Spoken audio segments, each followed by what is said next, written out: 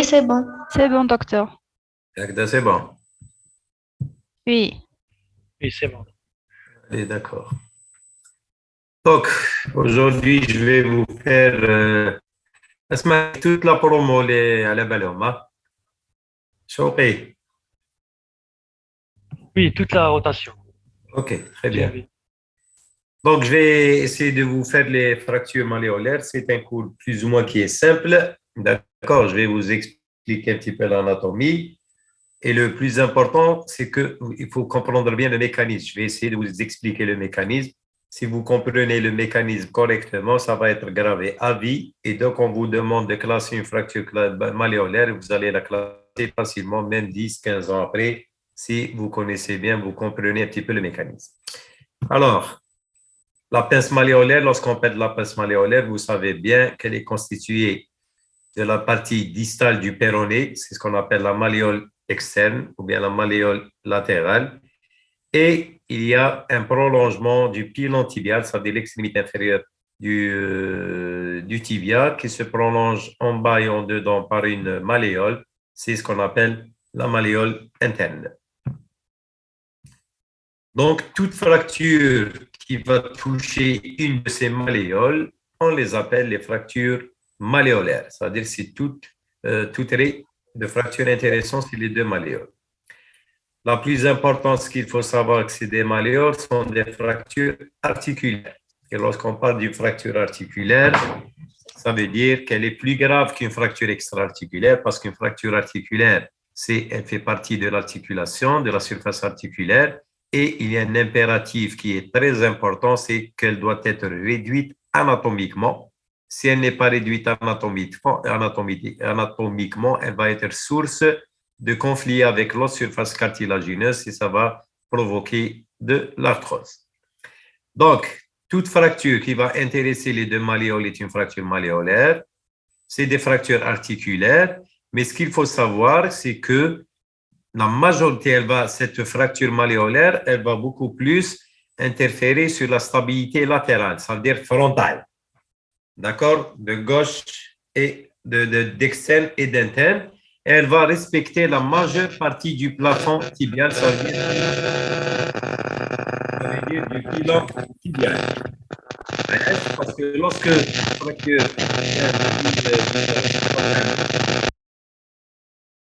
et pourquoi respecter toute la majeure partie du plafond tibial? Parce que si la fracture elle domine au niveau du pilon tibial, ça va devenir, les malléoles vont passer en second plan et ça va devenir une fracture du pilon tibial qui sont plus graves que les fractures malléolaires.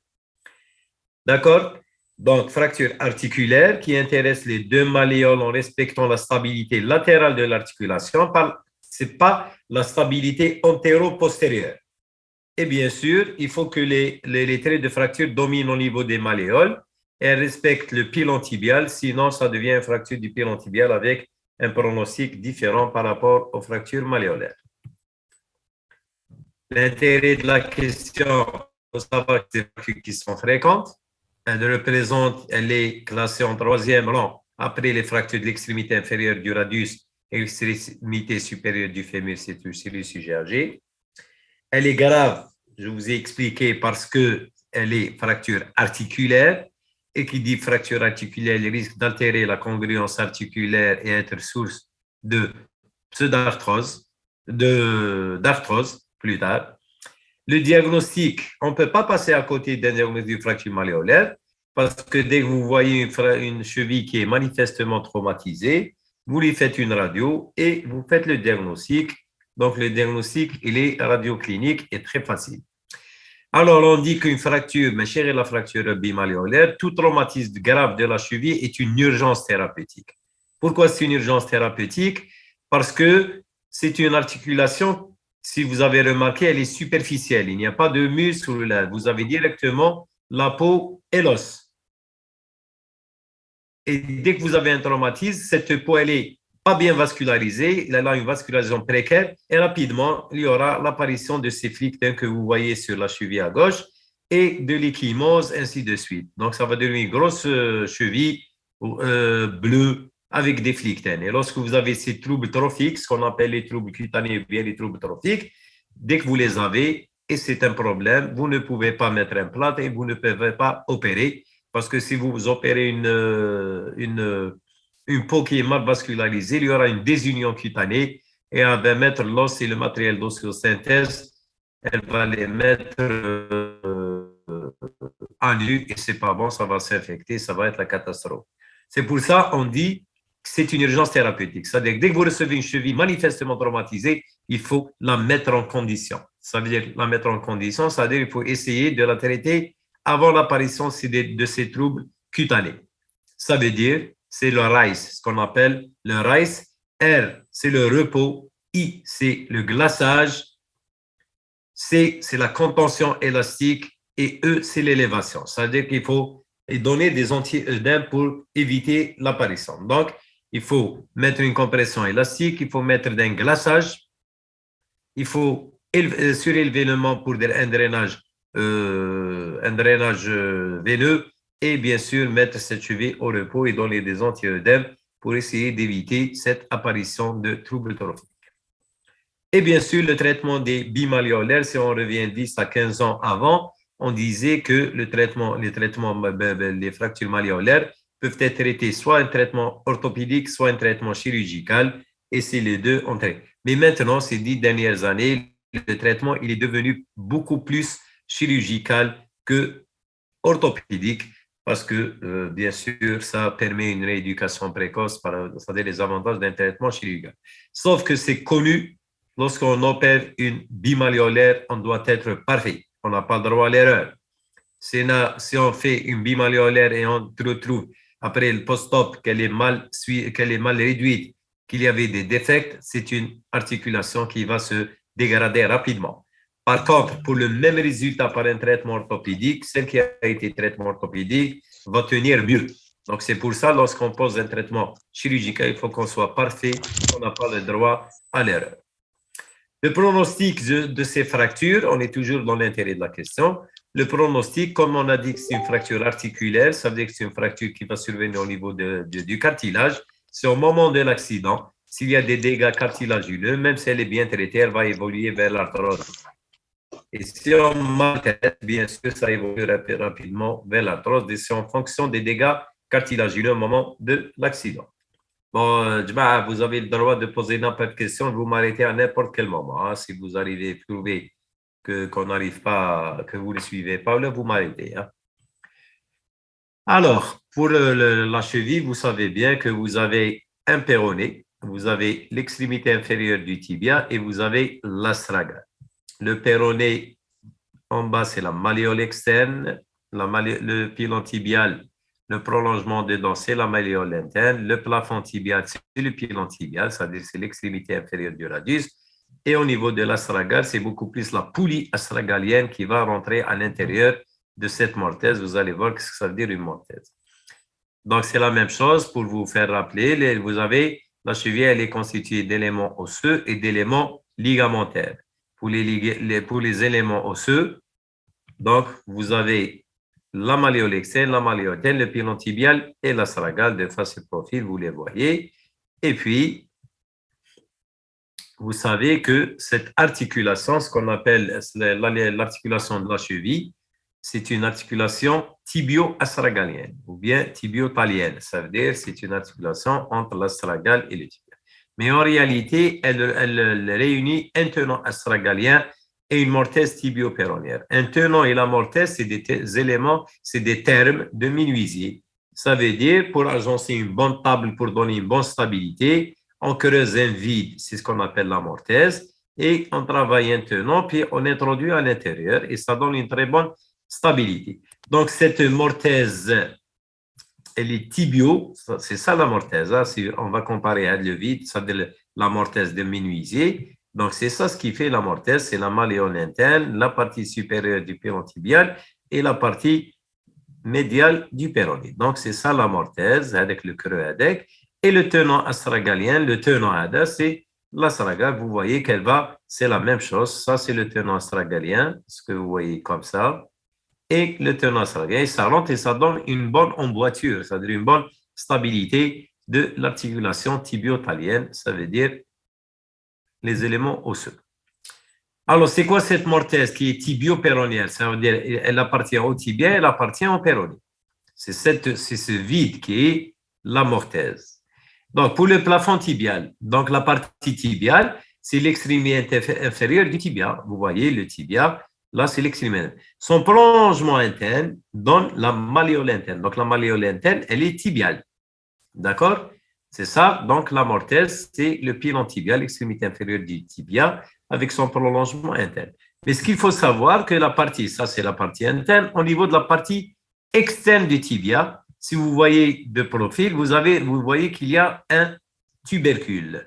Voilà, ça, un tubercule. Et de l'autre côté, il y a un autre tubercule. Ça, c'est le tubercule antérieur. Il y a de l'autre côté un tubercule postérieur. Et ces deux tubercules, c'est des petits prolongements qui vont créer une gouttière. Et c'est au niveau de cette gouttière, tubercule postérieur, tubercule, qui va rentrer le péroné, ce qu'on appelle la gouttière péronnière, ça veut dire les deux tubercules, qui va créer qui crée une gouttière, et cette gouttière, le péroné, éteignez vos micros, s'il vous plaît. Éteignez vos micros. D'accord? Donc, la partie interne, vous avez la malléole interne, d'accord? Et la partie externe, vous avez deux tubercules qui vont créer une gouttière où le péroné va s'intercaler. Ça, c'est la partie tibiale de la mortaise.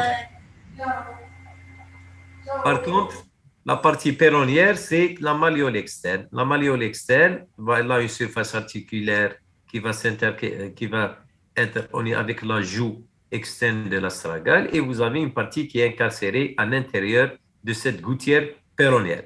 Ce qu'il faut savoir, que cette malléole externe, elle est plus basse par rapport à la malléole interne. Vous voyez que la malléole interne est là, c'est presque 1 centime. Elle est plus basse et elle est un petit peu, elle n'est pas sur le même flanc, elle est un petit peu en arrière par rapport à la malléole interne. C'est pour ça, lorsque vous allez faire une radio de la cheville, comme ils ne sont pas dans le même plan, donc il faut faire une rotation interne.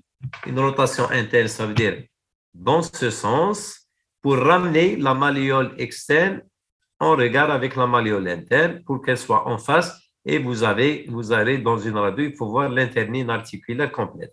Mais si vous la faites en neutre, la malléole externe, elle est par rapport postérieur par à la malléole interne, et on ne verra jamais l'internine entre la malléole externe et la malléole interne. Donc, l'idée, c'est pourquoi je vous ai donné ça, ça va être des critères de réduction.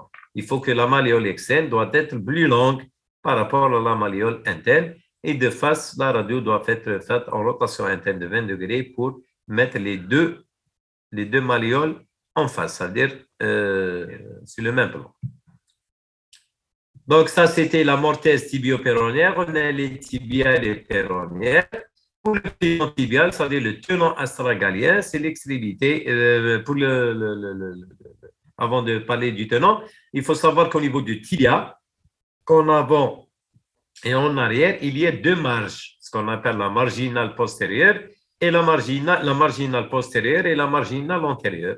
Le plus important, c'est que cette marginale postérieure, on dirait que c'est une malléole. C'est pour ça qu'on l'appelle la malléole de Desto.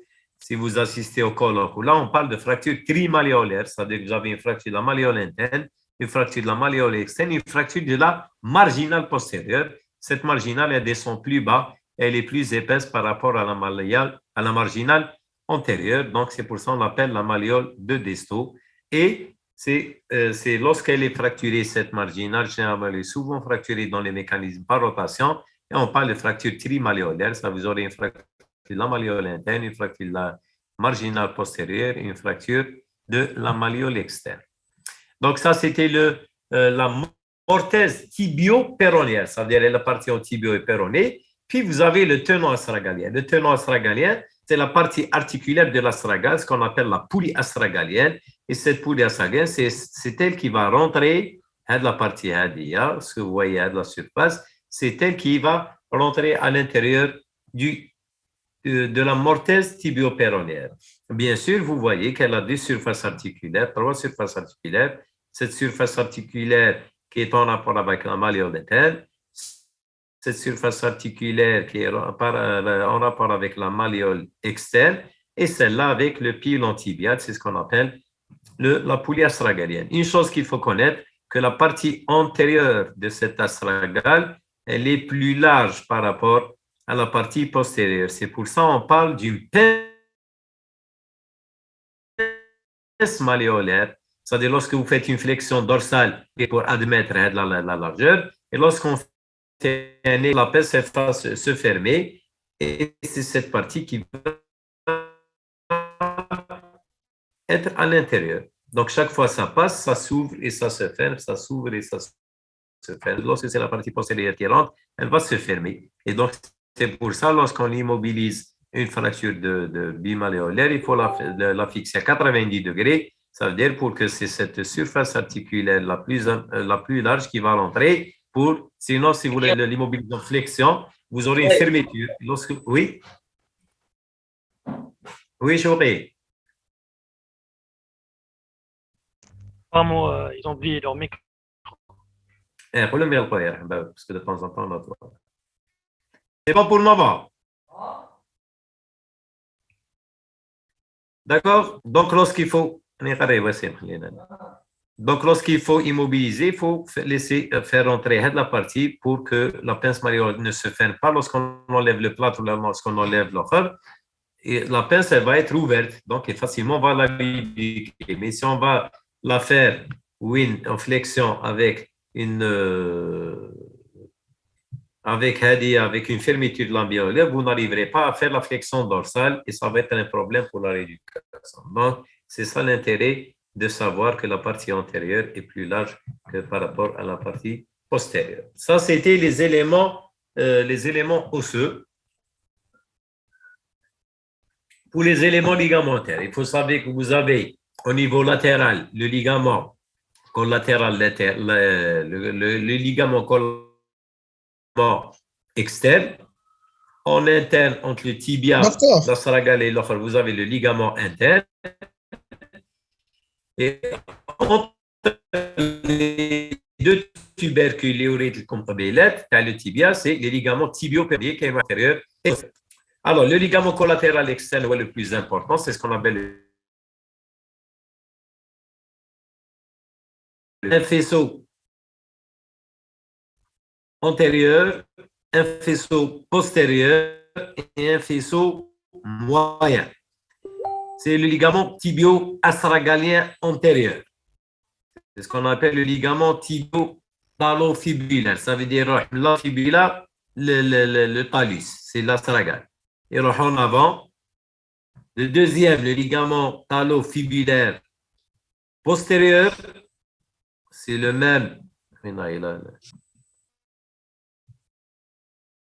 C'est le même, mais péroné, la partie postérieure de l'astragale. Et puis, vous avez le ligament fibulo-calcanien ou bien péronio-calcanien, les calcanio. Donc, toujours un ligament, c'est le ligament péronio-astragalien, péroné, l'astragale antérieur, qui est le ligament péroné astragalien postérieur, et il y a le ligament péronio-calcanien. Ça, c'est l'ancienne dénomination. Donc, vous avez ce qu'on appelle le fibulotalaire, le ligament talofibulaire antérieur, le ligament talofibulaire postérieur et le ligament fibulaire calcanio-fibulaire. D'accord? Il faut savoir que le ligament péronio-astragalien antérieur, c'est ce qu'on appelle le ligament de l'entorse. Généralement, lorsque vous avez entorse, c'est le premier qui se rompt, c'est toujours lorsqu'il se rompt entièrement, ça veut dire que vous avez une entorse. Donc, si on va sur l'offre qui dit comme par exemple une entorse, pour savoir quel ligament qui est rompu, d'accord, vous allez avec la malléole, vous la palpez, vous palpez en avant. Si la malle, ça veut dire que c'est le ligament péronio-astragalien antérieur qui est rompu. Au-dessous de la malléole, si la malle, c'est-à-dire que vous avez hada ou hada qui est rompu, et en arrière de la malléole, si la malle, ça veut dire que c'est une entorse grave, c'est-à-dire qu'il y a le ligament latéral externe qui est rompu. Donc, vous savez un petit peu, vous voyez cette image, comment connaître un petit peu les ligaments. Et sur une dissection cadavérique, voilà le postérieur, voilà le calcanien, ça c'est l'antérieur, le calcanien et le postérieur. D'accord? Et puis, vous avez le ligament latéral interne. Le ligament latéral interne, contrairement, non, c'est les mêmes faisceaux, mais sauf sont disposés en superficie. Il y a un fond et il y a un ligament profond et un ligament superficiel. Le ligament profond, c'est la même chose, c'est le tibia, parce que c'est en interne. Le tibia l'astragal, il y a un postérieur et tibio-astragalien antérieur. Et le superficiel, c'est le ligament de Farabeuf, il est tibio-calcanien. D'accord? Les ligaments qui sont responsables de la stabilité, beaucoup plus la stabilité frontale, ça veut dire d'externe en interne. Il y a la stabilité antéro-postérieure et d'avant en arrière. Eh bien, voilà le ligament latéral sur le profil, le superficiel et voilà les deux profils. Et puis, vous avez les ligaments de la syndesmose. Qu'est-ce que c'est la syndesmose? Syndesmose, c'est l'articulation tibio-péronnière inférieure. Et en haut, c'est l'articulation tibio-péronnière supérieure au niveau du genou. Donc, l'articulation tibio-péronnière, c'est là où le péroné s'incarcère dans cette gouttière tibiale. Et vous avez deux ligaments. Un ligament entre le tibia et le péroné antérieur et un ligament entre le tibia et le péroné postérieur.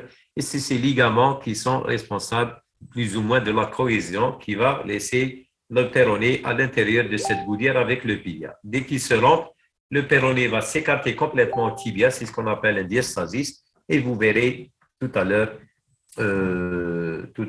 vous verrez l'intérêt de cette syndesmose. Et puis, vous avez remarqué, vous avez l'astragale, d'accord, et vous avez le calcaneum. C'est l'articulation sous-astragalienne, ce qu'on appelle l'articulation sous-astragalienne ou bien astragalo-calcanienne. Et puis, vous avez l'articulation médio-tarsienne. Et en réalité, donc vous avez trois articulations. Vous avez l'articulation tibio-astragalienne, la sous-astragalienne et la médio-tarsienne. Et les mouvements qui vont se faire au niveau de la cheville, en réalité, ils vont se faire au niveau de ces trois articulations. C'est rare que ça se fasse au niveau du cérébre. C'est une combinaison. Chaque mouvement, quand il y a la rotation interne qui se fait au niveau de la médio-tarsienne, le valgus et le valgus, ça se fait au niveau de l'ophore, mais c'est des mouvements combinés. C'est pour ça que j'entame un petit peu sur la physiologie de cette articulation. Vous avez trois mouvements à décrire.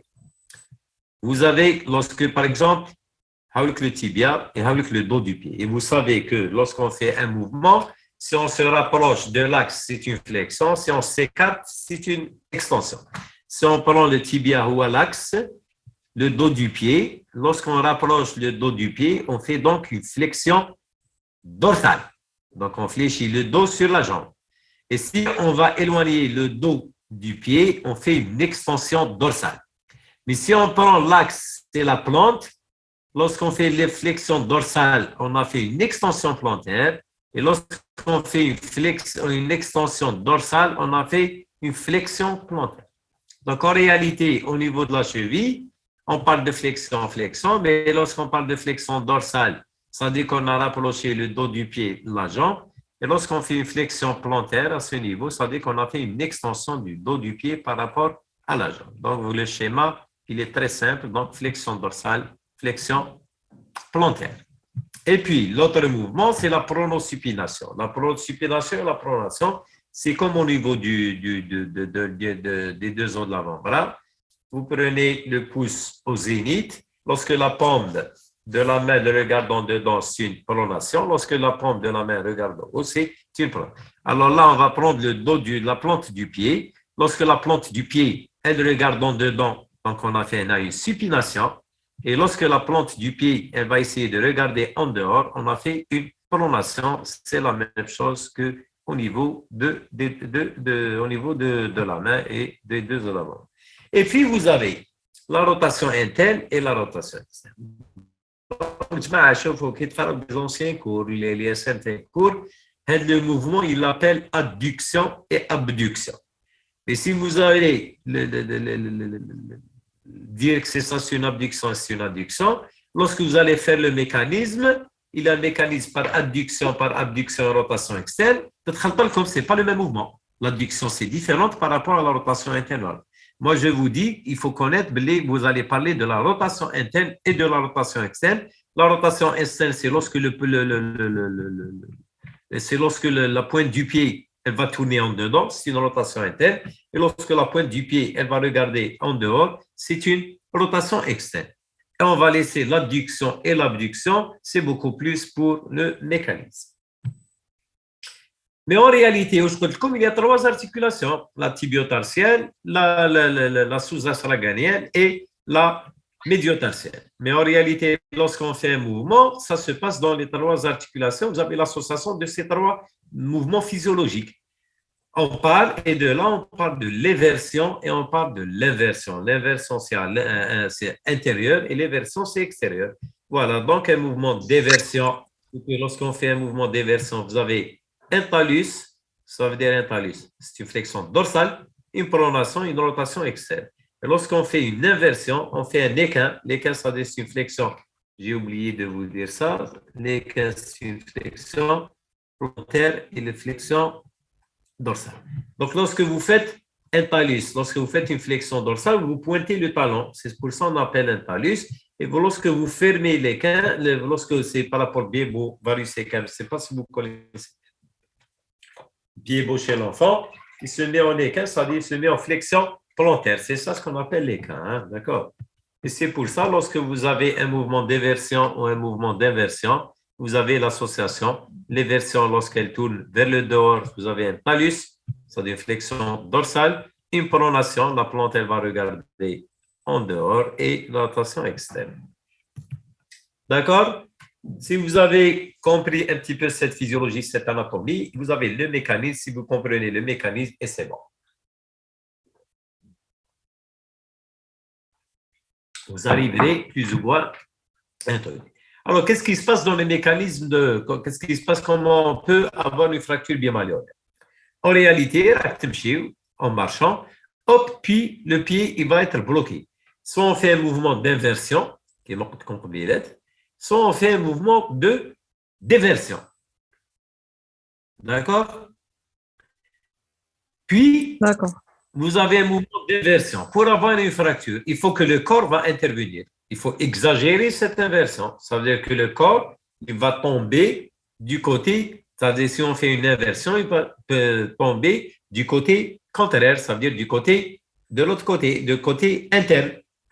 Et c'est là où il va exagérer l'inversion et vous aurez, c'est-à-dire la force vulnérante, elle va s'exercer au niveau de cette inversion et vous aurez une rupture ou là une fracture une rupture ou là une fracture les fractures malléolaires. مش عارف راكم شايفين à peu près. Donc, كنت تمشي رجلك تدور en inversion. Le cas du côté du pied qui a fait l'inversion. Mais ça là, le تعاود نفتح l'enfer et vous tombez. Mais si vous tombez de l'autre côté, c'est là où je ne sais pas si vous voyez c'est pas si vous voyez la vidéo. Vous me voyez? Oui, on vous voit. Voilà. Oui. Imaginez, c'est ça la cheville. Voilà. Donc, imaginez, c'est ça la cheville. Comme tu veux. Imaginez, c'est ça la cheville, ça c'est la jambe. Je tombe comme ça. باش نتكسر واش يصرى لازمني نطيح du côté هذايا du côté inverse parce que le cas de l'autre côté خلاص راحت l'inversion. D'accord, c'est ça, c'est la force, le poids du corps avec le mouvement qui va se continuer, c'est-à-dire la cheville elle va être bloquée dans les limites de c'est-à-dire ce qu'elle va supporter physiologiquement. Si le corps tombe, le poids du corps il va être la source la force qui va s'exercer au niveau de la malléole, elle va la fracture. Mais allez, c'est pour ça on dit, d'accord, elle expliquait comme mieux, c'est pour ça on dit que vous avez trois mécanismes lorsque vous avez un pied qui est bloqué dans une position d'inversion ou de déversion. Vous avez trois mécanismes qui vont être la source de la fracture bimalléolaire. Vous avez la fracture par adduction, la fracture par abduction et la fracture par rotation. C'est quoi la fracture par adduction? Ça veut dire que le pied, il va tirer comme ça, dans ce sens. D'accord? C'est le sens de la malléolique. C'est un vélo. Donc, mais strictement dans un plan frontal, là, il n'y a pas de rotation. Donc, imaginez, vous prenez le pied avec l'astragal, d'accord? L'astragal avec, et vous la faites tourner en dedans. Vous tirez sur le talon, vous prenez le calcanéum et vous le faites une flex, c'est-à-dire une adduction vers le dedans. Pour abduction, c'est le sens contraire, c'est l'inversion. Vous allez prendre le talon, par exemple, le talon, le calcanéum, et vous allez le faire basculer vers le dehors. Mais on ne fait aucun mouvement de rotation. Ça, c'est le mécanisme par adduction et le mécanisme par abduction. Par contre, au niveau du mécanisme par rotation, vous avez le plus souvent un mécanisme d'inversion, mais vous avez la jambe qui va tourner en dedans et le pied va tourner en dehors. Et là, vous avez un autre mouvement qui se fait au niveau de la pince malléolaire, c'est le mouvement de rotation. Et c'est pour ça que vous avez 4 fractures. Vous allez voir des fractures par adduction, des fractures par abduction et des fractures par rotation. Dans les fractures par rotation, c'est en fonction de la rotation, l'importance de la rotation et dans la résistance des ligaments, vous avez une fracture par rotation sus-tuberculaire et une fracture par rotation intertuberculaire. On va expliquer mécanisme par mécanisme. Donc, le mécanisme par adduction, c'est l'astragal, c'est-à-dire c'est un mouvement dans ce sens. Le dehors, le dedans, elle est bloquée c'est-à-dire l'articulation, elle est bloquée dans un mouvement d'inversion. Et puis, vous avez un mécanisme frontal, strictement frontal, c'est l'adduction du pied par rapport à la main. L'adduction, lorsque vous avez la force, elle va tirer comme ça, elle va mettre le système ostéoligamentaire externe sous tension. L'astragal, la fracture le ligament latéral, lorsqu'on tire vers l'adduction, on va tirer sur le système ostéoligamentaire externe. Où est-ce que ça? Alors, comme soit le ligament, et ça va vous donner une entorse. Si le ligament ne se coupe pas, mais le ligament, le ligament, c'est la malléole externe qui va se fracturer. D'accord? Mais comment il va se fracturer? Il en a comme Tchofofia, c'est la même chose si vous prenez bout d'allumette. Si je prends bout d'allumette, je fais un mouvement d'adduction. Là où je fais, ça dit vraiment très très bas. Dans le mouvement par adduction, c'est-à-dire que le trait qui va se fracturer au niveau de la malléole externe, il va se fracturer très bas. Très bas. Par rapport à quoi on va dire qu'il est bas ou n'est pas bas. Dans les fractures malléolaires, le repère radiologique, c'est les tubercules. C'est ça. Les deux tubercules. Et la gouttière, le tubercule. Donc, c'est un trait qui est horizontal, dans le trait par adduction. La malléole va se fracturer par un trait horizontal, mais qui est au-dessous des tubercules. On va dire que c'est une fracture horizontale de la malléole externe sous-tuberculaire. C'est le seul cas. Alors, je vois l'avantage de la classification, ce qu'on appelle la classification d'Allemand et du Parc, c'est que dès que vous voyez le trait au niveau de la malléole externe, vous allez deviner le mécanisme. Le seul cas où la malléole externe, vous allez la trouver qu'elle est fracturée par un trait horizontal au-dessus du tubercule, dès que vous voyez ça, c'est une fracture par adduction. C'est le seul cas où on peut avoir une fracture sous-tuberculaire horizontale. Ça, c'est le premier mécanisme. Et si le mécanisme continue, donc il a le mécanisme, vous allez avoir une fracture de la malléole externe isolée. Mais si le mécanisme continue, c'est-à-dire la force, elle continue, l'astragal, elle est libérée de ses attachés externes. Elle va virer en dedans. Et en virant en dedans, elle va buter contre la malléole interne. Et elle bute à ce niveau, puis la malléole interne, puisqu'elle bute, il y a une force qui va se diriger obliquement, bien verticalement. En poussant, elle va fracturer la malléole interne par un trait oblique ou bien un trait vertical. D'accord? Donc, mécanisme par adduction. Dès qu'on fait dans l'adduction, l'adduction va mettre sous tension le système ostéoligamentaire. Soit vous avez une rupture du ligament latéral externe qui va être une entorse, bien voir la pointe. Sinon, si le ligament il résiste, c'est l'os qui va se fracturer, c'est la malléole externe qui va se fracturer par un trait horizontal, mais il est au-dessous des tubercules. On bat l'astragal libéré de ses attaches externes. elle va se déplacer en avant. Elle va buter contre la malléole interne. Et comme elle est c'est au niveau de l'angle qu'elle va buter, elle va le pousser, elle va se fracturer par un trait oblique ou bien vertical. Mais ça en même temps, lorsque l'astragale, elle bute contre un A, elle enfonce, elle peut enfoncer, elle peut enfoncer la partie interne du pylône tibial. Donc, si on va résumer, pour une fracture par adduction, qu'est-ce qu'on va retrouver si on va là? On peut avoir soit une rupture du ligament latéral externe, soit une fracture par adduction, c'est-à-dire une fracture horizontale sous-tuberculaire.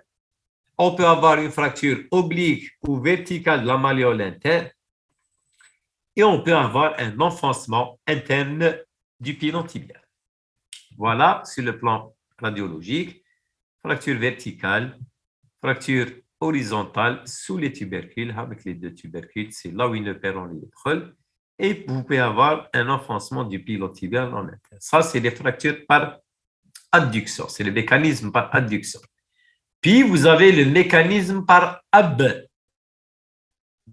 Par abduction, donc, ça va être le sens contraire de la fracture. C'est-à-dire, l'abduction, c'est dans ce sens. Si on tire le calcaire vers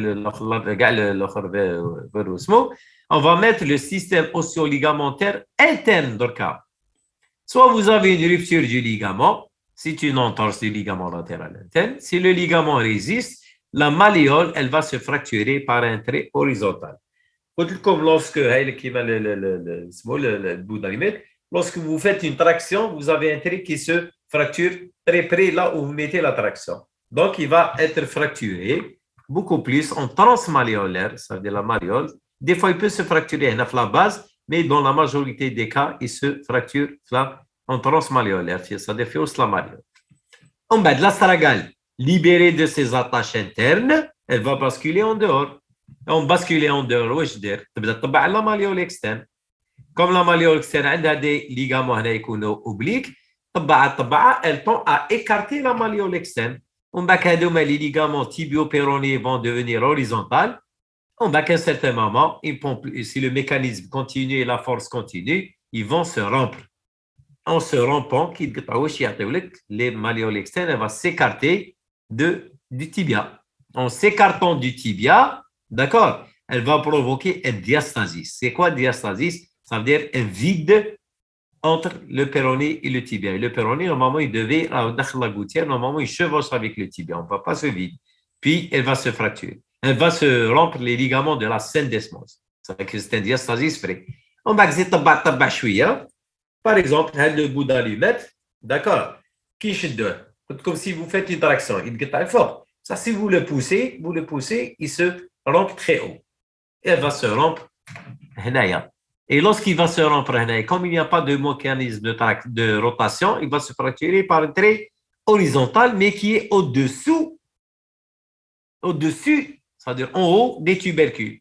Donc, dans la fracture par abduction, vous avez une fracture transmalléolaire de la malléole interne, vous avez une vraie diastasie, c'est-à-dire les péronés s'écartent du tibia, c'est ce qu'on appelle une vraie diastasis, et puis vous avez une fracture au-dessus des tubercules. Elle peut être soit horizontale de trait, comme il peut être un petit peu communitive. Ça veut dire que lorsqu'il fait la fin d'extension, il y a une compression au niveau de la corticale externe et vous pouvez avoir une petite comminution en externe.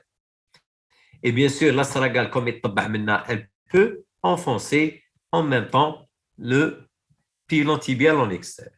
Donc, si on va résumer, en cas de fracture par abduction, c'est-à-dire en dehors, vous avez une fracture de la malléole interne transmalléolaire par un trait horizontal, vous avez une fracture de la malléole externe sus-tuberculaire, et dans les fractures sus-tuberculaires, elle n'est pas la seule. Lorsqu'il est horizontal, on parle d'une fracture par abduction. Mais lorsqu'elle est, on verra tout à l'heure, lorsqu'elle est oblique ou l'espéroïde, c'est une fracture par rotation. Mais lorsqu'elle est horizontale ou bien un petit peu légèrement communitive, c'est une fracture par abduction. Vous avez la syndesmose qui est rompue et vous avez un vrai diastasis, ainsi qu'on peut avoir un enfoncement du pylône tibial en externe. Donc, le problème, c'est les fractures par rotation. Les fractures par rotation, Il a comme تشوفوا Oui, ça. مليح. Oui. Et le tassement, cette fois-ci externe. Ah oui. Parce que علاش لا سراغا كي تكون تعبز على ماليول اكسترن تعبز en même temps على la partie externe. Et l'ordre des mécanismes se fait toujours dans ce ordre. Ah Par oui. exemple, Vous avez la malléole interne qui va se fracturer en premier. On va que l'astragale qui te fracture. Sinon, l'astragale, elle ne peut pas écarter la malléole externe. Sauf qu'il a quand même le parce que la malléole interne, le ligament, il maintient l'astragale en dedans. L'astragale, elle va migrer. Donc, obligatoirement, la malléole interne ou le ligament, l'astragale تروح.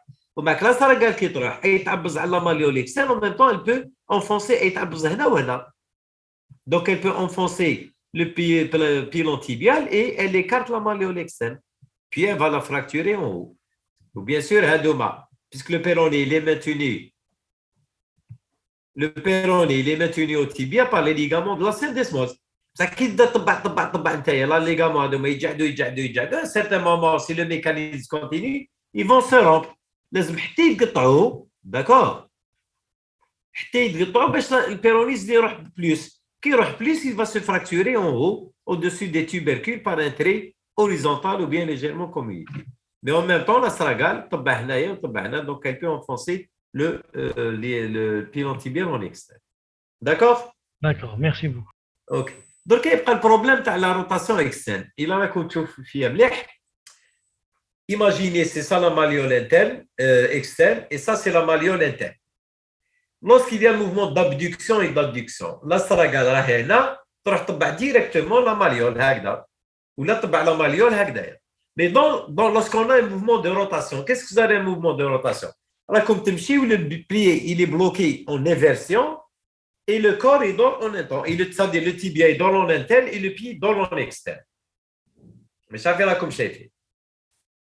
Mais ça qui connaît dans l'astragale, abduction, طبع على كاع la malléole et abduction, طبع على كاع la malléole. Ça lorsque l'astragale il tourne, mais il يعبزش على la malléole complètement, il يعبز غير على la partie antérieure تاع la malléole externe. Qui يعبز على la malléole externe, ça veut dire il y a un mouvement de rotation externe de la malléole interne, la malléole externe. Ça veut dire qui connaît هكذا la malléole externe, elle va faire un mouvement de rotation externe. Qui تشوفوا le mouvement de rotation externe faire اسكم par exemple, je ne sais pas, qui tu mouvement de rotation, واش دير لها كي نديروا une rotation de la malléole externe, واش يصرى les ligaments de la syndesmose, puisqu'un mouvement de rotation externe, كي ندير mouvement de rotation externe, ça veut dire que je vais tirer sur le ligament tibio-péroné antérieur, ندور la malléole en externe, donc je tire que sur le ligament tibio-péroné antérieur, ça le postérieur, je le détends. C'est contraire, ماشي نجبد عليه يعني نجبد غير على الليغامون antérieur tibio antérieur du péroné. Donc واش يصرى؟ إلا le ligament هذا tibio péroné antérieur تقطع واش يصرى la malléole externe؟ دور plus. Qui dort plus à un certain moment puisqu'elle tourne plus donc elle va se fracturer par un trait sphéroïde. C'est un mouvement de rotation. Et ce mouvement de rotation puisque la malléole externe دارت كتر elle va se fracturer par un trait sphéroïde au-dessus des tubercules. C'est ce qu'on appelle les fractures sus-tuberculaires par rotation externe. Ça, si le ligament tibio-péroné antérieur il dort la malléole, je l'ai bien tendu, mais ما حبش يتكسر, ما حبش يتقطع. واش يصرى؟ La malléole externe تتقطع بين les deux tubercules. C'est-à-dire la malléole externe ما تدورش. واش يدير؟ C'est lorsqu'il va être fracturé. وين يتقطع entre les deux tubercules. C'est-à-dire بين le ligament tibio-péroné antérieur et le ligament tibio-péroné postérieur. C'est ce que ça veut dire que le trait va être entre les deux tubercules, c'est un trait intertuberculaire. D'accord? Pardon, docteur. S'il vous plaît, vous pouvez répéter la fracture par rotation. Je n'ai pas bien saisi. شوفي par fracture par mais شوفي راكم تشوفوني ولا ماكم تشوفوني؟ هكذا vous Oui. voyez moi la main تاعي. Parce que moi j'ai pas on voit votre main. Oui. Parce que moi je vois pas la vidéo. هكذا comme تشوفوا l'idée. Oui, Voilà. Ça, c'est la malléole externe. Et le pouce, c'est la malléole interne. Entre la malléole externe et la malléole interne, il y a les ligaments tibio-péroné antérieur et le ligament tibio-péroné postérieur. Fiche de la malléole externe, puisque la jambe, elle va tourner en dedans et le pied, il va tourner en dehors. La jambe dort hagda et le pied va tourner en externe. Comme dans la fracture par rotation, c'est le pied qui tourne en externe. Et la jambe tourne en interne. C'est tout le mouvement de rotation. Qui dort la malléole externe? Lorsque je la fais tourner comme ça, je fais tendre le ligament tibio-péroné antérieur. Puisqu'elle يدورها هكذا داخل البرة. فهمتوا ولا ما فهمتوش؟ Oui. Ça veut dire la rotation externe de la malléole externe, elle va tendre que le ligament tibio-péroné antérieur. Le postérieur, elle va le détendre. D'accord, elle dit فهمنا عليها. Oui. Oui. Donc, le ligament. Peut-être.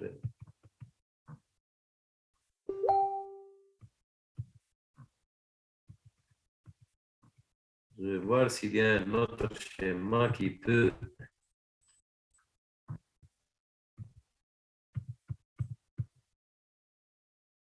أيوة شوفوا هاو le ligament tibio-péroné antérieur هاو le ligament tibio-péroné postérieur.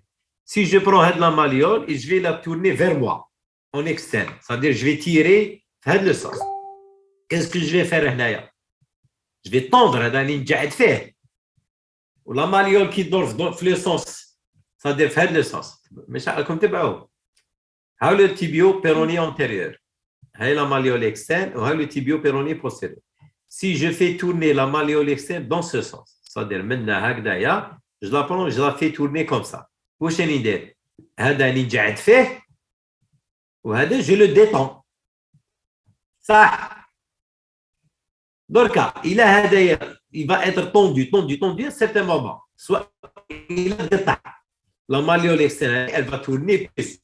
En tournant plus, elle va se fracturer ici par un trait sphéroïde parce qu'il y a de la rotation. D'accord. بصح لو كان انا ندور لبرا وهذا يجعد بصح ما يتقطعش واش يصرى لا malléole va se fracturer à ce niveau par un trait oblique entre les tubercules. D'accord. فهمتوا ولا نعاود؟ Oui, c'est clair. OK. بصح en même temps, donc la malléole externe va se fracturer. Il a le ligament de tibio-péroné antérieur intact. Elle va se fracturer entre les tubercules. Ou il a de elle va se fracturer plus haut. C'est-à-dire elle va tourner plus, elle va se fracturer par un trait sphéroïde au-dessus des tubercules. Ça, en même temps, la saragale qui donne, elle bute contre la malléole externe et elle bute contre la malléole interne. Et en tournant, d'accord, elle fait ça, la saragale. Donc, elle va fracturer la malléole externe et en dedans, elle va fracturer la malléole interne. Elle fracture la malléole interne par un trait horizontal. Et en tournant plus, elle va buter contre la marginale postérieure. Elle est en arrière.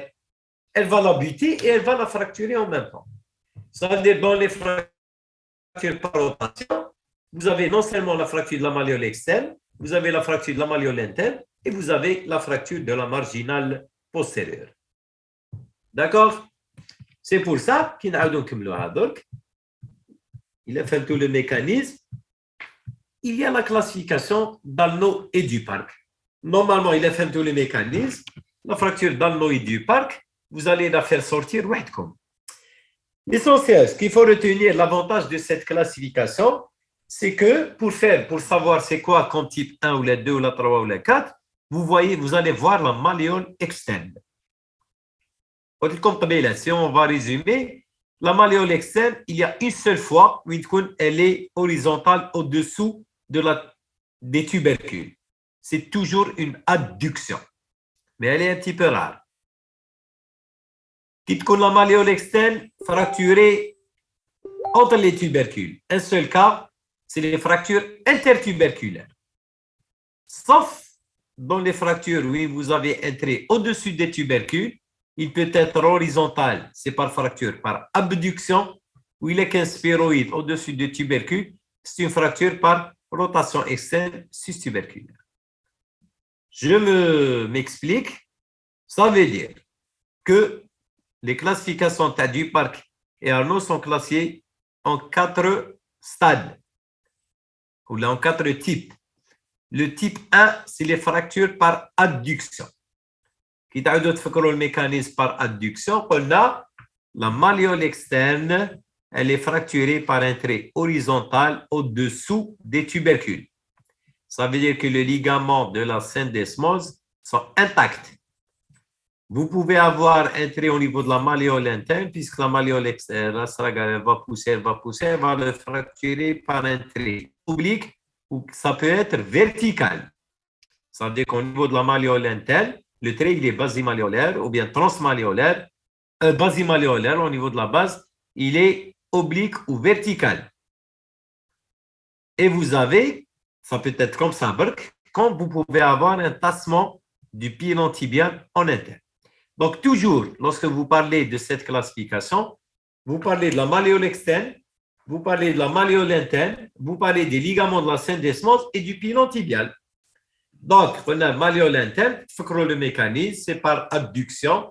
L'abduction va mettre sous tension le système osseo-ligamentaire externe, soit le ligament latéral externe se rompt, c'est une entorse. Si le ligament résiste, elle va se fracturer par un trait horizontal. L'astragale libérée de ses attaches internes, externe, elle va venir, elle va buter contre la marginale, contre la malléole interne. Elle va la pousser à ce niveau jusqu'à ce qu'elle va se rompre par un trait vertical ou bien un trait oblique. Mais en poussant sur ça, elle peut tasser la partie interne du pilon tibial. Donc, malléole externe, chefna. Malléole interne, chefna ou shkayin. Syndesmose, elle est intacte, elle n'est pas concernée. Et le pilon tibial, il peut être parfois tassé. Donc, c'est ça, les fractures par adduction. Les fractures par abduction, on a malléole externe, malléole interne, syndesmose et pilon tibial. On a elle va tirer sur le système osseo-ligamentaire interne. Si le ligament se rompt, c'est une entorse, ligament interne qui est rompu. Si le ligament résiste, vous avez une fracture transmalléolaire, c'est-à-dire au niveau de la malléole externe par un trait horizontal. On va l'astragale libérée de ses attaches, elle va buter contre la malléole externe. Et en butant contre la malléole externe, elle va tendre à écarter la malléole externe, la gouttière ta'a. حتى وين يتقطعوا les ligaments de la syndesmose. غير يتقطعوا les ligaments de la syndesmose, la malléole s'écartera plus, puis elle va se casser en haut par un trait horizontal sus-tuberculaire, d'accord? Ou bien il peut être communitif en externe. En poussant sur la malléole externe, il peut enfoncer un petit peu le pilon tibial externe. Donc, malléole externe trait qui est sus-tuberculaire, transversal ou communitif, ça il a qu'un sphéroïde, il devient sus-tuberculaire type 3, mais qui compte sus-tuberculaire. Donc, باش نعاود نريزومي لكم قلنا وقتاش يكون une seule fois وين يكون sous-tuberculaire c'est par abduction. Qui يكون intertuberculaire c'est intertuberculaire. Deux fois وين يقدر يكون sous-tuberculaire c'est dans les fractures par abduction ou par rotation externe. La différence بيناتهم c'est le trait. Lorsqu'il est transversal, c'est qu'il n'y a pas de rotation, donc c'est un type B. S'il est sphéroïde, ça veut dire que c'est par rotation.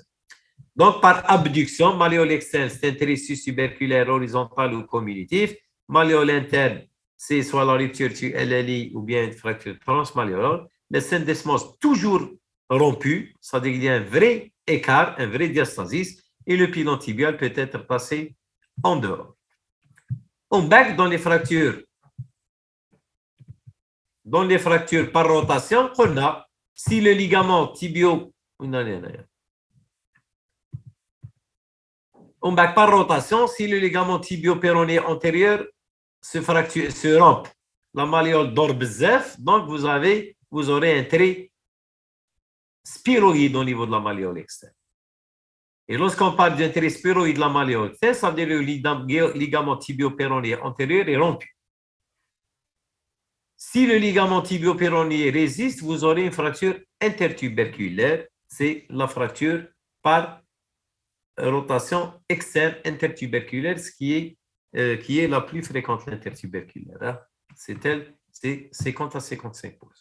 Et bien sûr, soit sus-tuberculaire ou intertuberculaire, vous avez une fracture de la malléole interne et vous avez une fracture de la marginale postérieure. Les ligaments de la syndesmose, imaginez ça, c'est une coupe horizontale, avec les deux tubercules, le tubercule antérieur, le tubercule postérieur et la gouttière, oui, le péroné il dit à l'intérieur. L'intertuberculaire, c'est là, Hada, il est toujours intact parce qu'il a résisté. Hada, il peut être intact ou rompu. Et le trait, il est entre les deux tubercules. C'est bon?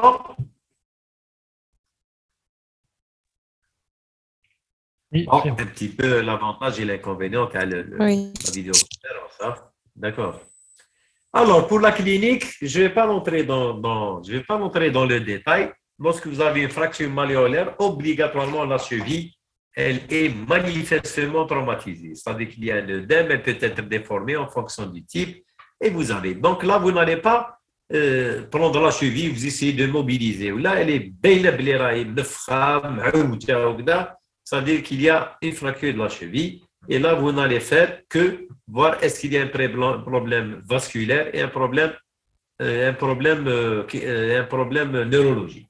Vasculaire, vous allez palper le pouls pulpaire, ça veut dire que vous appuyez, ciblez, ou là, vous allez palper le pouls pédieux, ou là, c'est-à-dire vous voyez la coloration et la chaleur du mot. Et pour la sensibilité et la motricité, vous allez voir la sensibilité au niveau des orteils et la mobilité des orteils, puis vous allez faire le Reichstärkung. Le Reichstärkung, c'est-à-dire vous allez mettre, si elle est déformée, vous tirez, vous allez faire une réduction sommaire de votre cheville, parce que vous la laissez déformer, c'est elle qui va exagérer les troubles trophiques.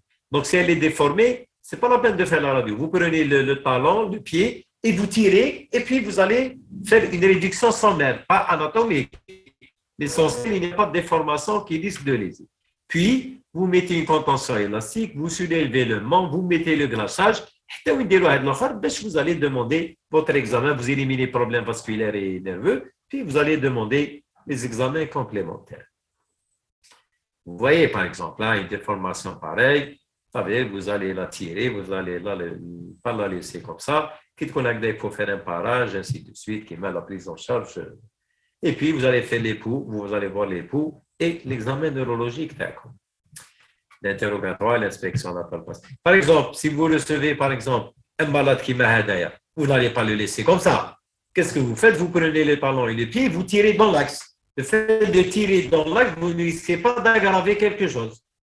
Et dès que ça devient allongé, vous mettez votre attelle ou votre contention, le glaçage ainsi de suite. D'accord? Dès que vous le recevez comme ça, il faut le mettre en condition. Puis, vous allez demander votre bilan radiologique. Le bilan radiologique le plus simple, c'est face de cheville. Vous comprenez, la malléole externe, elle est un petit peu en arrière de la malléole interne. Donc, il faut faire une rotation interne pour que vous ayez une bonne radiologie de face et de profil. Et puis, vous allez faire votre examen anatomopathologique.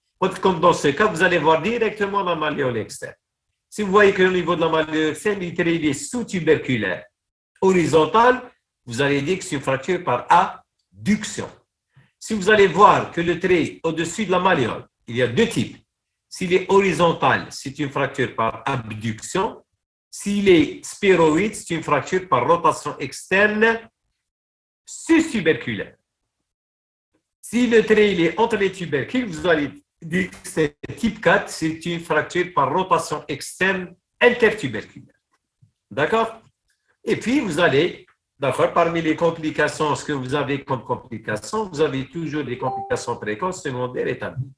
Parmi les complications précoces, c'est le risque d'apparition de troubles trophiques, c'est les souffrances cutanées, les flictènes, et on a dit que devant tout traumatisme de la cheville, c'est une question d'un examen pratique, devant tout traumatisme de la cheville, quelle est la complication à craindre? C'est l'apparition de troubles cutanés, les flictènes. Là, qu'est-ce qu'il faut faire? Il faut toujours mettre en condition cette cheville. C'est quoi mettre en condition cette cheville? Lorsqu'elle est déformée, vous faites une réduction sommaire, un glaçage, le repos, la contention élastique et la surélévation du membre, ainsi qu'il faut donner des anti-œdèmes. Par contre, c'est rare de voir des fractures malléolaires avec lésions vasculo-nerveuses et distales. On n'a presque jamais vu ça, sauf dans les fractures très, très graves avec de très grands déplacements, mais sinon, elles sont rares, les lésions vasculo-nerveuses. Sinon, vous avez les complications secondaires, c'est les cutanées secondaires, les désunions cutanées lorsqu'on opère avec des flictènes ou d'ailleurs. l'infection lorsqu'on opère, les infections post-opératoires, mais surtout la complication la plus fréquente, c'est lorsqu'on traite orthopédiquement et ne suit pas correctement le malade et on risque d'avoir des déplacements secondaires après un traitement orthopédique. Donc, il faut reprendre le malade avec un traitement chirurgical. La thrombophlébite, thrombose pulmonaire à cause parce qu'on ne va pas faire appuyer le malade, donc il y a risque de thrombose. Et lorsque le plâtre est serré, là, on risque d'avoir un syndrome d'Ehlers. Et les complications tardives, c'est beaucoup plus. On peut avoir, c'est connu, hein, les fractures articulaires de la cheville, c'est les raideurs articulaires. On peut avoir toujours un petit œdème persistant, c'est-à-dire toujours la cheville traumatisée parce qu'elle est superficielle. Hein, c'est pour ça qu'il n'y a pas de muscle là. On la voit toujours un petit peu enflée par rapport à l'autre. La déminéralisation diffuse ou bien le syndrome d'ergo-algodystrophique, la pseudarthrose malléolitaine qui est un petit peu plus fréquente par rapport aux autres, mais elle ne pose pas de problème fonctionnel. Mais c'est surtout le calvitieux lorsqu'on n'opère pas. Ça doit faire un traitement orthopédique mal suivi, déplacement secondaire passe inaperçu. Et après consolidation, on va trouver qu'il y a un calvitieux. Et l'arthrose, elle est généralement tardive. Sauf que l'arthrose au niveau de la cheville, ce n'est pas comme celle du genou ou de la hanche. Elle est plus ou moins supportée sur une longue durée. Donc, le traitement. Pour le traitement, on a la fracture bimalléolaire, c'est une urgence thérapeutique. L'urgence à cause de l'apparition de troubles trophiques. Et vous voyez bien, si on ne peut pas mettre un plâtre sur une cheville pareil, on ne peut pas l'opérer. Même chose pour celle-là. Donc, il faut attendre les troubles trophiques pour l'opérer. Quand est-ce qu'il brave? 15-20 jours. Et vous savez, un os qui n'appuie pas, le calcium, il va fuir. Il devient fragile. Si vous l'opérez très dur, ça tient très bien, mais 15 jours après, c'est du fromage. Même si vous mettez une vis, l'os il est tellement devenu fragile que ça ne tient pas beaucoup. Donc, ça veut dire que vous allez être obligé de mettre un plâtre secondairement. Donc, pour éviter que ça apparaisse, il faut mettre en condition. Donc, le but de notre traitement, la première des choses, c'est de faire un rise, c'est-à-dire la mise en condition de cette cheville pour ne pas aboutir à des troubles trophiques. Puis, le deuxième but, c'est lorsqu'on traite, il faut que cette fracture doit être réduite anatomiquement. L'autre but, c'est lorsqu'on fait après réduction, il faut la stabiliser bien. Et bien sûr, pour qu'on puisse faire une rééducation précoce pour récupérer une fonction normale de ce membre et un appui et le réintégrer dans son milieu socio-professionnel le plus tôt possible. Les traitements, ça peut être soit un traitement orthopédique, soit un traitement chirurgical. Concernant le traitement, ça donne bien le traitement orthopédique pour les fractures malléolaires. Hein, lorsqu'il est bien suivi, on respecte les règles, ça donne de très bons résultats dans le traitement chirurgical. Alors, le traitement orthopédique, on a comme fait généralité que le traitement orthopédique, il y a deux temps, un temps de réduction et un temps de contention. La réduction d'une fracture bimalléolaire, généralement sous anesthésie générale ou bien sous rachianesthésie au bloc avec un scope. Lorsqu'on vous apprend comment faire les choses normalement.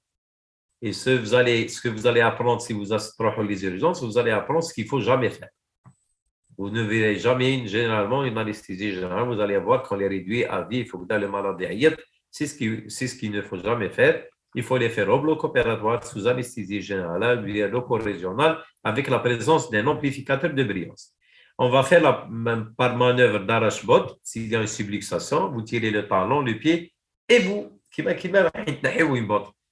tirez pour réduire la luxation, puis vous associez le mouvement inverse du mécanisme. Si vous avez une translation interne, vous faites une translation externe. Si vous avez une subluxation postérieure, vous l'allez ramener en avant. C'est-à-dire vous faites le mécanisme inverse. Si vous avez un varus, vous faites un varus, ainsi de suite. Qui met qu'au dépassement, vous faites le mécanisme, puis vous faites une radio de face et profil sur scope.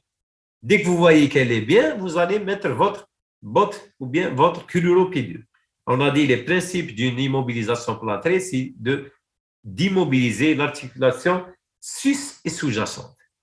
La cheville, donc vous allez immobiliser et le genou et la cheville.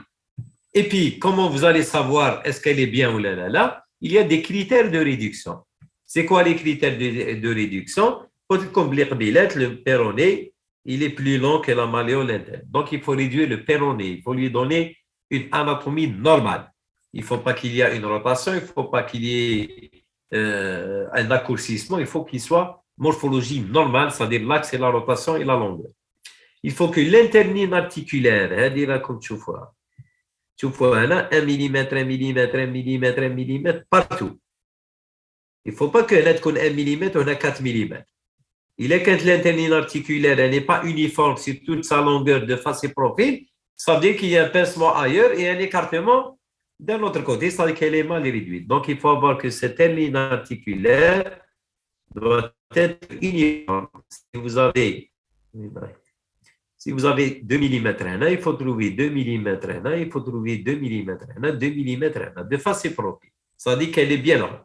Et puis, vous avez le dernier critère, c'est ce qu'on appelle le test de Skinner. Il est très important. Allez. C'est quoi le test de Skinner? C'est que si vous tracez l'axe du tibia, il doit passer par le centre de l'astragal. Allez. Vous allez dévier vous aurez de l'arthrose rapidement. Vous savez, l'astragal, elle fait que 5 cm². Et que lorsqu'on marche avec le pied tibial, généralement, vous avez 200 kg. Imaginez répartir 200 kg sur 5 cm². C'est sûr que le cartilage ne supportera pas. Mais lorsque cette force elle est bien axée au niveau du centre de l'astragal, il y a une très bonne distribution le ligament interne, une partie du ligament externe, une partie elle va être transmise par la marginale postérieure et ça se répartit très très bien. Mais vous imaginez si elle est désaxée, je veux dire, dès que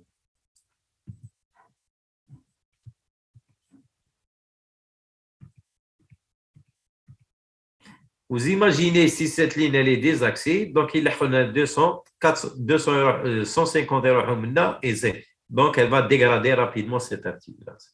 Donc le test de Skinner, c'est qu'il doit être centré. Le centre de l'axe du tibia doit passer par le centre. C'est un petit peu, c'est très important pour la biomécanique de l'organe. Mais s'il est désaxé, ça va être sur une catastrophe pour l'évolution plus tard. Donc, on a réduit, on a vu que sur scope, elle est bien, on va faire la contention. La contention, pour une plâtre bimalléolaire, comme c'est une fracture articulaire au niveau de la cheville, donc il faut immobiliser l'articulation sus et sous-jacente. Le plâtre qui va être fait, ça va être un cruropédieux. C'est-à-dire, on va prendre le genou et la cheville, un cruropédieux. Idéalement, c'est d'immobiliser le genou à 20 degrés en position de fonction et la cheville à 90 degrés. Sauf que des fois, la cheville, on ne peut pas la laisser à 90 degrés. C'est-à-dire, on réduit, elle est bien. Dès qu'on fait 90 degrés, ça se déplace. On peut la laisser en valgus, ou là, en valgus pendant 21 jours maximum, puis la remettre à 90 degrés pendant 45 jours. Après 45 jours, bien sûr, lorsque vous mettez un plâtre, il y a un risque la complication secondaire, c'est le déplacement secondaire. Obligatoirement, il faut le voir le malade premier jour, la première semaine, la deuxième semaine et la troisième semaine pour éviter, pour chercher ce qu'il n'y a pas de déplacement secondaire. D'accord. S'il y a un déplacement secondaire, vous allez enlever, vous allez opérer la malade. S'il n'y a pas de déplacement secondaire, on va continuer avec ce cruropédieux, généralement pendant 45 jours. Après 45 jours, on va libérer le genou. Vous voulez une botte plâtrée pendant 1 mois. Après 1 mois, c'est-à-dire les 2 mois et demi, on enlève tout, on met une botte de marche. C'est-à-dire l'idée de la botte, mais ça y est pendant 15 jours et généralement, il est consolidé à 3 semaines et à 3 mois. Et à 3 mois, on peut enlever le plâtre et commencer la rééducation. Donc, c'est ça le traitement orthopédique d'une fracture malléolaire. C'est un cruropédieux, soit en position de réduction, qu'il faut remettre à 90 après 21 jours, et qui nécessite des contrôles radiologiques chaque semaine à la recherche d'un déplacement secondaire. Le déplacement secondaire, il va être en rapport avec les critères de réduction. Donc, les critères de réduction, les premières, il faut que la malléole externe doit être réduite anatomiquement, axe, longueur et rotation. Et puis, l'interligne articulaire qui doit être uniforme sur toute sa largeur de face et de profil, avec un test de Skinner qui est normal. L'axe de la tibia doit passer par le centre de l'astragal. On va dire qu'à 45 jours, on enlève, on libère s'il ne s'est pas déplacé, on va libérer les genoux et on va lui laisser une botte pendant 1 mois. Ça va lui faire 2 mois et demi. Lorsqu'il reste 15 jours, on enlève la botte hélique, on met une botte de marche à 90 degrés avec une talonnette On va demander au malade de marcher avec cette botte. Après, il va appuyer et à 3 mois, on enlève avec une radio de contrôle qui nous montre qu'elle est consolidée. On l'enlève et on commence la rééducation. Ça, c'est le traitement orthopédique. Pour le traitement chirurgical, il faut savoir que l'abord, il est électif. On y va très simple, directement sur la malléole externe ou directement sur la malléole interne. Ça va nous permettre, lorsque vous ouvrez le traitement chirurgical, c'est que vous allez voir la réduction de visu. Donc, vous êtes sûr que vous allez réduire anatomiquement. Quand vous comprenez le traitement chirurgical dans les bimalléolaires n'accepte pas d'imperfection. Si on est sûr que ça va être parfait, si on n'est pas sûr que ça va être parfait, il vaut mieux traiter par traitement orthopédique. Parce que le traitement orthopédique donne de moins de complications par rapport là. Mais le traitement chirurgical, lorsqu'il est bien fait, il permet une rééducation précoce et un meilleur résultat lorsqu'il est bien fait. Mais s'il n'est pas bien fait, ça va être une catastrophe par rapport au traitement orthopédique. Ce qui est sûr, lorsque vous allez réduire anatomiquement, vous allez voir et vous allez mettre un matériel d'ostéosynthèse le moins volumineux parce que l'âge, c'est une articulation qui est superficielle, il n'y a pas de muscle et ça risque de rester sous la peau. L'ostéosynthèse du péroné, on doit commencer toujours par le péroné. Et lorsqu'on réduit, généralement, ce qu'on fait pour un péroné, c'est une plaque vissée, qui m'a dit. En essayant de prendre toujours 3 vis au-dessus du foyer, 3 vis au-dessous du foyer, ça donne une très bonne immobilisation. Et cette contention, elle peut nous, pendant 15 jours, peut-être une attelle plâtrée, et puis elle est solide. On peut bien sûr rééduquer sa cheville le plus tôt possible, mais elle ne permet pas l'appui jusqu'à 2 mois, 2 mois et demi. Soit les meilleures ostéosynthèses pour un péroné, soit c'est cette plaque vissée, mais des fois, lorsque le foyer de fracture est très bas, par exemple par adduction, on ne peut pas mettre une plaque, on met un obanage de broche avec un cerclage au fil qui marque la fracture de l'olet. Pour la malléole interne, c'est toujours la majorité des cas, on fait 2 vis parallèles au foyer de fracture et ça peut suffire, des fois rarement un obanage. Donc, on peut mettre des vis, on peut mettre des broches, mais ça, ce n'est pas des ostéosynthèses solides. Donc, pour le péroné tonique, c'est la plaque vissée. Si la fracture elle est très basse, c'est un obanage jamais. Pour la malléole interne, c'est toujours une ou 2 vis perpendiculaires au foyer de fracture et ça met une plâtre de 15-20 jours, puis on commence à rééduquer très, très rapidement cette articulation.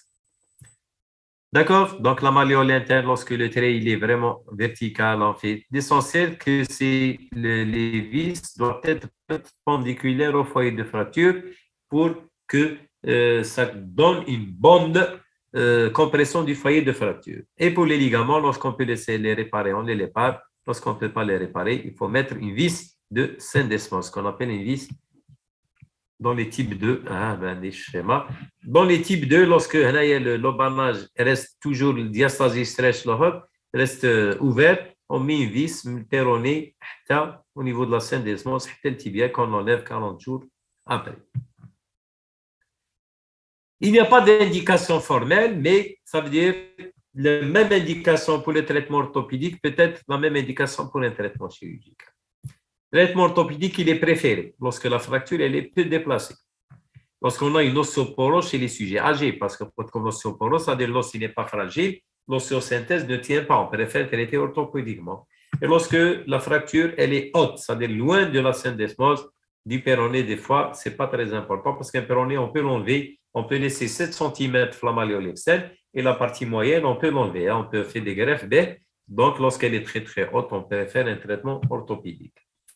Le traitement chirurgical, lorsque vous avez une fracture ouverte type 1 ou 2, vu tardivement, vous n'allez pas mettre un plâtre, mais vous allez réduire et mettre un fixateur externe. Ça va être chirurgical. Une fracture avec un enfoncement du pilon tibial. Dans le type 1 ou le type 2, lorsque vous avez un enfoncement, vous êtes obligé d'opérer et de remettre l'interligne articulaire, c'est-à-dire c'est de relever avec l'enfoncement et mettre un greffe. Fracture de la marge postérieure, dans le type 1 et le type 2, dans les fractures par rotation, on peut avoir une fracture de la malléole. Mais tant que la fracture de la malléole extérieure, la malléole postérieure ou bien la marginale postérieure, elle ne dépasse pas le tiers de la surface articulaire, on parle d'une fracture bimalléolaire. Quand la marginale postérieure, elle dépasse le tiers, elle devient flamoitier. Quand vous comprenez la définition d'une fracture bimalléolaire, c'est des fractures qui intéressent les 2 malléoles, mais qui respectent la majeure partie du plafond tibial. Mais si c'est la moitié, ça devient une fracture du pilon tibial et elle va être traitée comme une fracture de l'épaule. Bien sûr, vous allez traiter chirurgicalement un déplacement secondaire et bien sûr, votre comprimé une fracture qui est simple chez un jeune qui est peu déplacé. Est-ce qu'il faut la traiter orthopédiquement ou chirurgicalement? Orthopédiquement, on évite la chirurgie, c'est bien, mais on va bloquer la cheville. Et non, surtout s'il est sportif. Petite cause simple, facile, il vaut mieux la traiter chirurgicalement pour pouvoir la rééduquer rapidement. À 3 mois, lorsque ça consolide, il peut entamer son sport rapidement. Si vous mettez un traitement orthopédique, 3 mois, on va 3 mois pour la rééducation. Et voilà, c'est terminé. Et je vous laisse. Est-ce que vous avez des questions ou là? Docteur, Oui. c'est quoi le type de fracture la plus instable? Qui vais-je? La fracture la plus instable, c'est le type 4? Non, non, non, c'est toutes les fractures, elles sont instables, sauf que l'abduction, dans l'abduction, parce que vous avez une rupture dans la selle d'esmose, c'est-à-dire il y a un risque qu'elle bouge plus que par rapport aux autres. Mais c'est des fractures qui peuvent être instables. Hein. Bien sûr, une seule fracture, par exemple. J'ai oublié de vous parler des formes cliniques. Lorsque vous avez une adduction, soit le ligament se rompt, soit c'est la fracture. Par exemple, par abduction, si le ligament se rompt, vous avez une entorse donc en interne et une fracture de la malléole externe en externe. C'est ce qu'on appelle les équivalents de bimalléolaire. Comme c'est Oui. Les mécanismes, par adduction et par abduction. Soit le ligament résiste, il aura une fracture, sinon vous pouvez avoir une rupture tel le ligament. S'il y a une rupture tel le ligament, ça va être la même chose. Il va être ça cliniquement, ou radiologiquement. Mais quand la fracture, il y a une entorse. Vous avez cliniquement une entorse de la malléole externe et une fracture de la malléole interne. Donc la fracture elle a été remplacée par la lésion du ligament. C'est ce qu'on appelle les équivalents de bimalléolaires. C'est presque la même chose, ils sont traités de la même manière. J'ai oublié de vous dire qu'il y a une autre fracture lorsque vous avez une fracture de la malléole interne isolée. Par rotation, vous avez une fracture du col du péroné, une fracture très haute de la malléole. Il faut l'écrire. Oui. Parmi les formes cliniques, lorsque vous avez une fracture de la malléole interne isolée, il faut toujours voir au niveau du col du péroné. Il faut, au niveau du genou, est-ce qu'il y a une fracture ou non. S'il n'y a pas de fracture, c'est une fracture isolée de la malléole interne, mais s'il y a une fracture du col du péroné, c'est une fracture, ce qu'on appelle la fracture de Maisonneuve. M-A-I-S-O-N-N-E, qui met cœur, V-E. La fracture de Maisonneuve, c'est une fracture de la malléole interne associée à une fracture du col du péroné. La fracture, l'équivalent de bimalléolaire, c'est une fracture d'une malléole avec une entorse de l'autre côté et qui sont traitées de la même manière que les fractures bimalléolaires.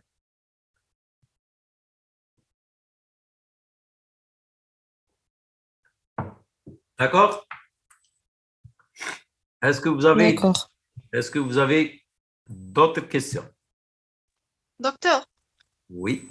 la réduction orthopédique se fait avant ou après la mise en condition? Toujours, non. Toujours après la mise en condition. La mise en condition, c'est une urgence. À l'arrivée, avant de demander la radio. D'accord. D'accord? Merci. Avant de demander la radio, vous allez faire votre mise en condition.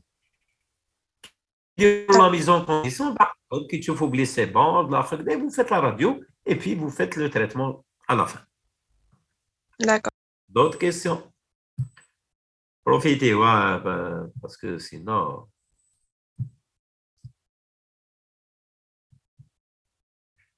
Professeur, le type de déformation du pied au cours d'une Oui. fracture en abduction ou en adduction?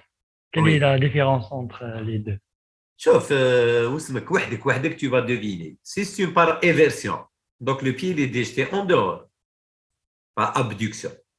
Puisque l'autre, elle se fait en dehors. Et si c'est par abduction, le pied il va virer en dedans. Mais شايف S'il Oui, y a une rotation, le pied va être en rotation. Mais ما تهمش بزاف parce que c'est en fonction de la déviation. Mais شايف فهمني. oui. عطيني دقيقة برك. وين راهي؟ دقيقة برك. راكم تشوفوا يا اخي l'écran. Oui. Par exemple, هنا شوف. دقيقة. هنا par exemple, هادي. Qu'est-ce que vous devinez? C'est quoi comme fracture? هادي. Par adduction. Voilà. راك شايف. Ça c'est par abduction. إذا كانت par abduction, le pied يروح لبرا كيما هنايا. Par exemple, إذا كانت كيما هادي. Vous allez deviner que هنايا c'est le contraire, ça va être en abduction. Le pied il est déjeté en dehors. وهنا le pied il est déjeté en dedans. وإذا كانت rotation, يزيد يبان لكم داير أكثر. Donc il faut être logique. Ça ne demande pas une intelligence particulière. On voit en dedans, ça dit que c'est par abduction, en dehors, c'est par abduction. Quand ça peut être par une inversion, rotation, là, et que ce qu'il y a en dehors, il faut voir c'est ce qu'il y a une rotation. Qui m'a dit, c'est fracture par abduction. Je vous le diastasis, puis le péroné et le tibia. D'accord? Et voilà, la fracture, elle est au-dessus des tubercules. Elle est là, horizontale, mais beaucoup plus, il y a une communication. Qui m'a dit, réchauffe la radio, c'est une fracture par abduction. Il y a aussi des critères de déformation. Par exemple, en adduction, le coup de hache est médial. Externe, coup de hache externe. Et est-ce que tu trouves que ça, c'est important? C'est pas. Dans les fractures malléolaires, comment vous allez raisonner? Le seul problème, c'est que lorsqu'il n'y a pas d'œdème, il n'y a pas de. C'est les fractures non déplacées. Il n'y a pas d'œdème, il n'y a pas de l'ochor. Tu vas te palper à la recherche de douleurs exquises. Mais qu'il connaît comme une cheville complètement déformée ou le complètement œdémacé, est-ce que vous allez voir le coup de hache, c'est le coup de hache, ou tu ce que ça bouge ou là? Quand vous prenez le talon, vous tirez, vous la réduisez. Sommairement, donc, quelques détails, donc ce n'est pas très important puisque vous allez faire une radio, vous allez voir que c'est une fracture. D'accord? D'accord. Moi, personnellement, c'est une cheville. C'est quoi la clinique d'une fracture bimalléolaire? C'est une cheville qui est manifestement traumatisée. C'est une fracture du coup de pied. Je n'ai pas le droit de dire que c'est une fracture bimalléolaire ou là, parce que ça peut être une luxation de l'astragale ou là, mais c'est une cheville qui est manifestement traumatisée. Je vois juste est-ce qu'il y a le pouls en aval, est-ce qu'il s'est chaussé, est-ce qu'il mobilise, il y a une bonne sensibilité, c'est-à-dire qu'il n'y a pas de trouble vasculaire, il n'y a pas de trouble neurologique. J'essaie de réduire la mise en condition, de la radio et j'ai le traitement. Docteur, Le détail, vous pouvez le lire, mais ce n'est pas très nécessaire. Oui. s'il vous plaît, devant une fracture isolée de la malléole externe, le traitement est toujours le même que celui de la bimale. non. Chauffe. La différence entre une fracture isolée et les fractures, quelle est la fracture la plus instable? Lorsque vous avez une seule fracture, vous n'avez pas d'entorse de l'autre côté, vous n'avez pas une autre fracture de l'autre côté, elle est plus stable. Lorsque vous avez une fracture isolée, plus stable qu'une fracture double fracture. Dans les fractures isolées, s'il n'y a pas d'entorse de l'autre côté, ça veut dire un équivalent de bimalléolaire, c'est un traitement de 45 jours. C'est des fractures qui sont plus ou moins stables. Et à 45 jours, ils sont consolidés. Mais lorsque vous avez deux fractures ou là, une fracture avec une entorse, elles sont plus instables et nécessitent plus de temps pour consolider. Mais dans les fractures isolées de la malléole interne, s'il n'y a pas une maison neuve, s'il n'y a pas d'entorse de la malléole externe ou la malléole externe fracturée sans entorse de la malléole interne, ça veut dire que c'est une fracture qui est plus ou moins stable qu'on peut traiter qu'avec 45 jours. Ça veut dire en réalité un mois de botte sans appui et 15 jours avec appui. Et ça vous fera 45 jours. C'est bon, c'est compris. Vous avez compris? Oui, on a compris, docteur. Oui, merci. Donc, fracture isolée. Et je dis bien isolée. Ça veut dire que vous n'avez pas d'entorse de l'autre côté. Sinon, ça devient une fracture équivalente de bimalléolaire. Le traitement, c'est une botte pendant 1 mois sans appui. On bat 15 jours avec appui et à 45 jours, on enlève la botte. Mais si c'est l'équivalent de bimalléolaire ou une fracture de bimalléolaire, c'est 3 mois, 45 jours de cruropédie avec genou bloqué, on libère le genou, 1 mois sans appui et 15 jours avec appui jusqu'à 3e mois. Après consolidation, on enlève le plat. D'autres questions?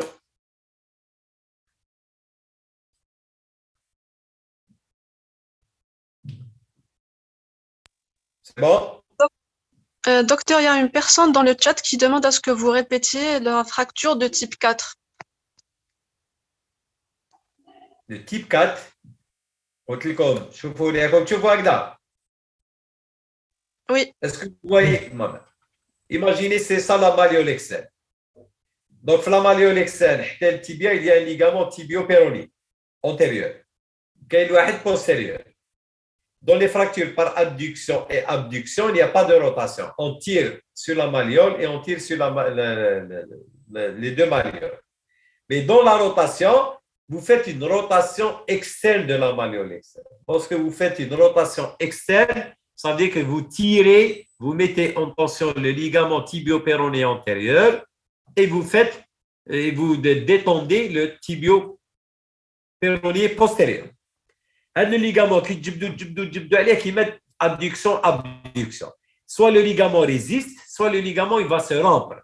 S'il va se rompre, la malléole externe, la malléole externe, zid dort plus.